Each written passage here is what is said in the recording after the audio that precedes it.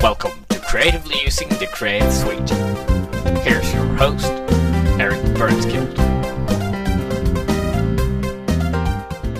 Hello and welcome to this week's episode of the Creatively Using the Creative Suite podcast. My name is Eric Burnskill, and in this week's episode, I'm going to show you how to web form. Firstly, designing a web form inside of Photoshop.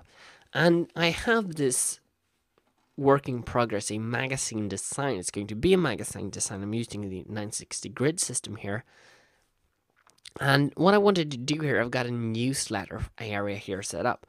And what I want to do is add in a form to this. So I'm going to toggle on my grid here. And if you want, you can use the grid for this, or you can draw it freehand. But I'm going to drag out a box here. And I am on a new layer. I'm going to go ahead and fill this with, in this case, let's fill it with white. If I have the grid turned on, I'm going to turn it off. And then I'm going to get my blending options. Inside of here, I'm going to turn on the stroke. I'm going to set it inside and set it to 1 pixel. I'm going to take the color and I'm going to definitely pick a softer gray color here. And then I'm going to pick the inner shadow. And I'm going to turn off use global light, or I'm going to set it to about 120 angle, but I am going to turn the distance down and also the size down right now. Increase the stroke a bit and then turn the size up just slightly. I just want a pixel or two, and I want it to just slightly go inwards here. Without being too soft, I want it to go inwards, and then I can drop down the opacity here. I want to create a little more dynamic effect than by just using the stroke here. I want to gain just slightly more depth. So something like this looks kind of good. And then I can, of course, use the color overlay right here, where I can go back and fill it, which is what I'm going to do. So you can go ahead now and fill this with any color that you want. You can probably pick and choose here. I can do a darker color for a darker color form, but I kind of like the lightness of the form. Let's zoom out, see how it looks a bit more zoomed out. I think it looks kind of good here. So I'm going to zoom back in. I'm going to create a duplicate of this, and I'm going to pull this down slightly. And you can adjust the height of these as well by just free transforming them. And then I'm just going to say name here. And I'm going to make the text a bit of a gray color. I'm going to not make it bold. It's going to be regular. Let's make it 12 points here. And let's duplicate this. And I'm going to call this email. And let's create a final new layer here. And I'm going to create again. I'm going to turn on the grid.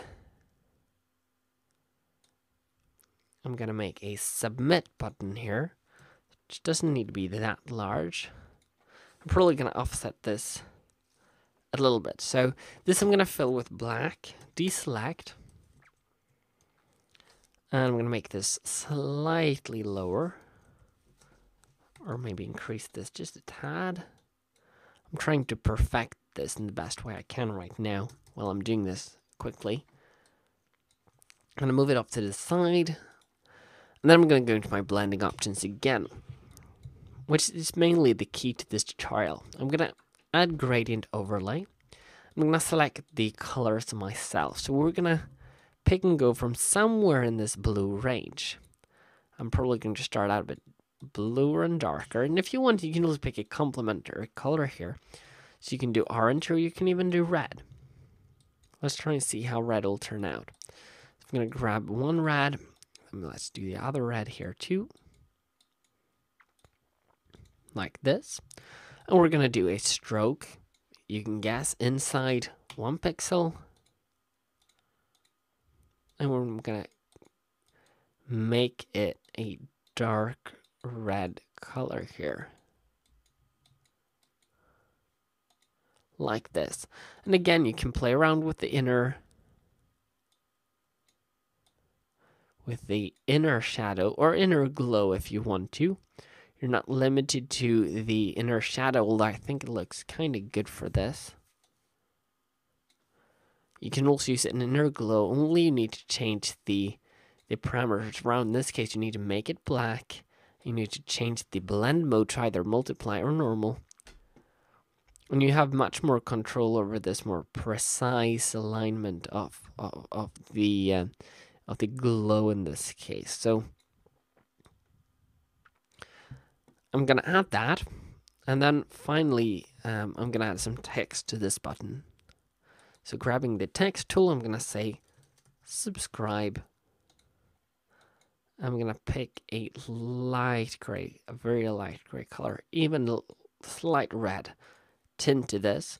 And if you want, you can style up this text in any way that you want. You can use, say, a serif font here. But all in all, I think this as a subscribe button looks kind of good for the example. So that is making a web form, designing a web form in Photoshop to fit with a design. I'm sure you can fit this type of style of a form into many different areas. But tune in next week as we code this. We're taking this exact form, this newsletter portion here. We're going to turn the box, the heading, and the form into an HTML form.